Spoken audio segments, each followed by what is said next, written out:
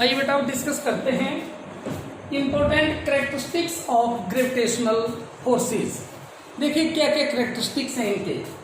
Gravitational forces are independent of nature of inverting medium. ये inverting medium के nature के ऊपर इंडिपेंडेंट हैं, इनका नेचर यानी कि मीडियम के ऊपर कोई इफेक्ट नहीं पड़ता है। दूसरा, they are independent of presence और अब्सेंस ऑफ अदर बॉडीज। अगर इन दोनों बीच में कोई और बॉडीज आ जाती हैं तो उसके ऊपर भी इंडिपेंडेंट है, they do not affected.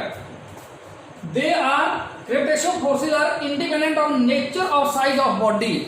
Body का साइज चाहे बड़ा हो चाहे छोटा हो, दे विल इक्वली एक्ट, ये एक बराबर ही लगेंगी।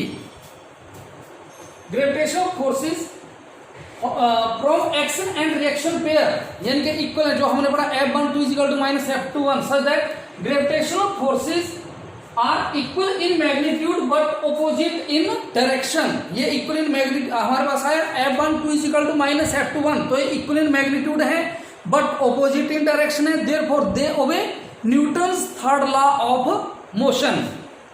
दे are conservative forces.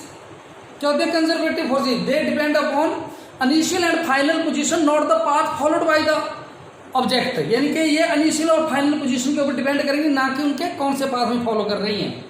They are central forces. और क्या है ये? सेंट्रल फोर्सेस हैं। अब करते हैं हम प्रिंसिपल ऑफ सुपरपोजिशन।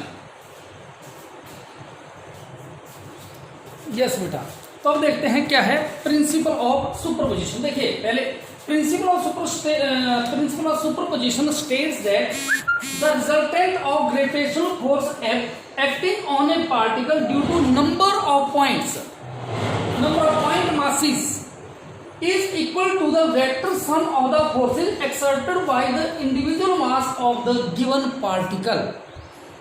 के नंबर ऑफ फोर्स जो पॉइंट मास लिए वो इंडिविजुअल फोर्स के ऊपर एक्ट करेंगे, उनका जो वेक्टर सम आएगा वो किसके बराबर आएगा?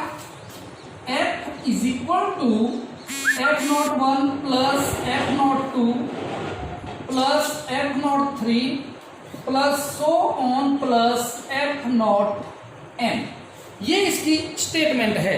तो आइए बेटा अब करते हैं हमने क्या मान लिया कि let F01, F02, F03 are the gravitational forces on the particle of masses M0 due to the particle of masses M1, M2, M3 so on Mn are represented as. तो आइए हम इनको 1 by 1 करते हैं। पहले हम लिखेंगे F01 के F01 किसके बराबर है? किसके बराबर आ जाएगा बेटा? ये हमारे पास -G M0 M1 ओवर। देखिए हमने क्या किया था, यहाँ पे ये 0 1 ले रहे हैं तो यहाँ पे बन गया R² और ये बन गया 1 0। ठीक है, मैं इसको ऐसे लिख सकता हूं F01 = G M0 M1 over R01 cube R1 R01। मैंने क्या किया, इसको चेंज कर दिया और माइनस से इसको क्या कर दिया बेटा? प्लस कर दिया मैंने इसको। यहाँ पे क्या आ गया हमारे पास? आगे F02 G M0 M2 R02 R02 F03 G M0 M3 R03 R03। Similarly therefore F0n इसके बराबर होंगे बेटा G M0 Mn R0n cube R0n।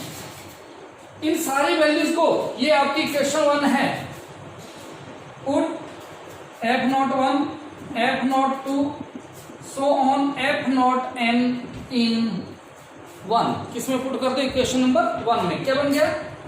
F = G M0 M1 R10 plus G M0 M2 R20 cube R20 plus so on plus G not M N R N zero R N zero, ये आ गया बेटा हमारे पास। मैं इसको क्या लिख सकता हूं, F is equal to G common M not into M one over R one zero cube R one zero, यह बेटा वेक्टर है, R one zero plus M two R two zero cube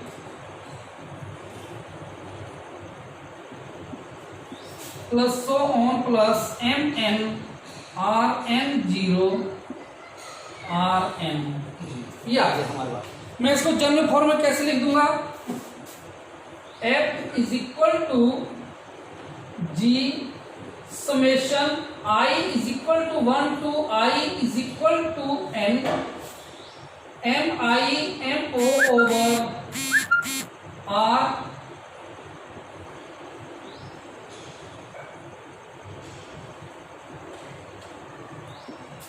इसको ऐसे लिखा जा सकता है, जी कॉमन ले लिया, एम ओ सभी टर्म में कॉमन है, आई ये जो देखो m1 m2 m3 सोम कहां तक जा रहे हैं, n तक, तो मैं लिख दो 1 to n एम आई कर दिया इसको, आर आई नॉट या i zero r i zero. This is the principle of superposition. Okay बेटा।